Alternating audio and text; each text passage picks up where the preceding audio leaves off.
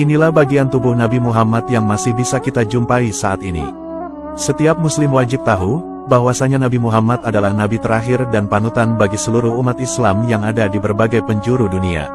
Nabi Muhammad merupakan seorang manusia pilihan dan segala hal yang beliau lakukan menjadi tuntutan dan contoh bagi pemeluk agama Islam.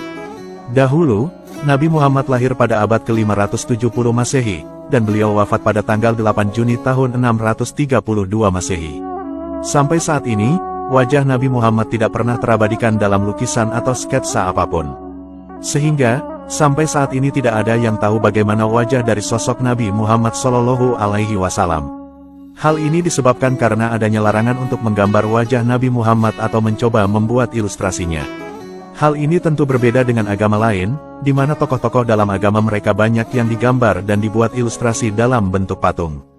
Karena itulah, umat Islam tentu ingin sekali bertemu dengan Nabi Muhammad kelak di surga. Semoga kita semua menjadi umat beliau yang kelak bisa berkumpul dan bertemu dengan Nabi Muhammad di surga nanti. Amin. Meskipun wajah Nabi Muhammad tidak tergambarkan, namun beberapa bagian tubuh beliau ternyata masih bisa kita jumpai sampai saat ini. Hal ini tentu bisa mengobati rasa rindu kita kepada Nabi Muhammad. Ternyata, ada beberapa bagian tubuh Nabi Muhammad yang masih bisa kita lihat secara nyata di muka bumi ini. Bagian tubuh Nabi Muhammad yang pertama, yaitu helai rambut Nabi. Beberapa sahabat Rasulullah mengatakan, bahwa rambut Nabi itu memiliki panjang sebahu dan seringkali rontok. Kemudian, oleh sahabat rambut beliau lalu dikumpulkan dan disimpan. Dan akhirnya, beberapa helai rambut Rasulullah yang rontok ternyata masih awet hingga kini. Rambut Rasulullah sendiri ada yang berwarna hitam dan juga putih, di mana rambut itu juga terlihat halus dan bagus. Adapun bagian tubuh Nabi Muhammad yang kedua, yaitu gigi Rasulullah. Dahulu, Rasulullah pernah kehilangan 4 giginya saat peristiwa Perang Uhud. Dalam perang ini, Rasulullah kalah karena kurang bala pasukan dan banyak yang tertawan. Setelah perang usai, sayangnya hanya 2 gigi beliau yang ditemukan. Gigi ini kemudian dibersihkan dan disimpan. Gigi beliau masih awet hingga hari ini dan disimpan di Museum Topkapi Turki. Kebesaran Allah pada bagian-bagian tubuh Rasulullah membuat umat Islam semakin yakin akan kuasanya. Allah telah memberi Rasulullah kesempurnaan sebagai seorang manusia dan kebijaksanaan serta kemampuan untuk memimpin umatnya. Bila suatu saat Anda berjalan-jalan ke negara Turki, maka Anda bisa mengunjungi Museum Topkapi di kota Istanbul. Adapun tapak bagian tubuh Nabi Muhammad yang ketiga, yaitu cetakan telapak kaki. Dahulu, Rasulullah terkadang tidak menggunakan alas kaki ketika berjalan. Karena itulah telapak kaki beliau tercetak di beberapa tempat. Saat ini, ada satu cetakan telapak kaki Rasulullah yang masih tersimpan di Museum Topkapi Turki dan asli bahwa itu adalah benar dari telapak kaki Rasulullah. Adapun bagian tubuh Nabi Muhammad yang keempat, yaitu janggut Rasulullah. Rambut dari dagu beliau saat ini juga ada yang tersimpan di Museum Topkapi Turki. Janggut ini dahulu jatuh ketika Rasul mencukurnya, di mana Nabi Muhammad dan para sahabat pernah memiliki tukang cukur langganan yang bernama Salman. Dahulu, Nabi Muhammad juga suka memelihara janggut.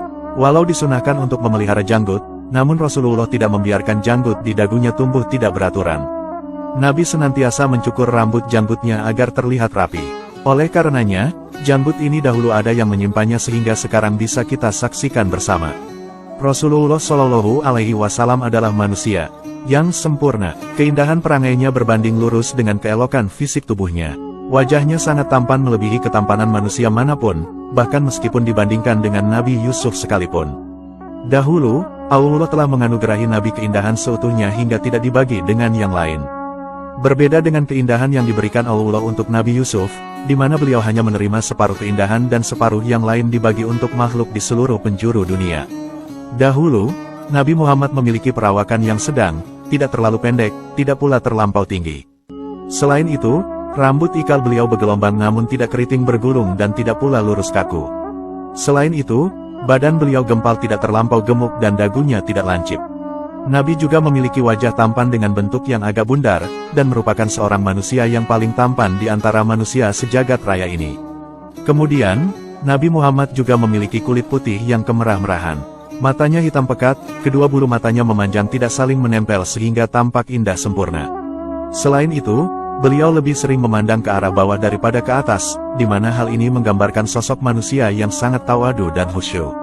Nabi juga memiliki kepala dan jidat yang lebar, memiliki hidung yang mancung, memiliki mulut yang lebar dan wangi, dan memiliki gigi seri yang renggang, sehingga saat berbicara, tampak ada cahaya yang memancar keluar di antara kedua gigi serinya.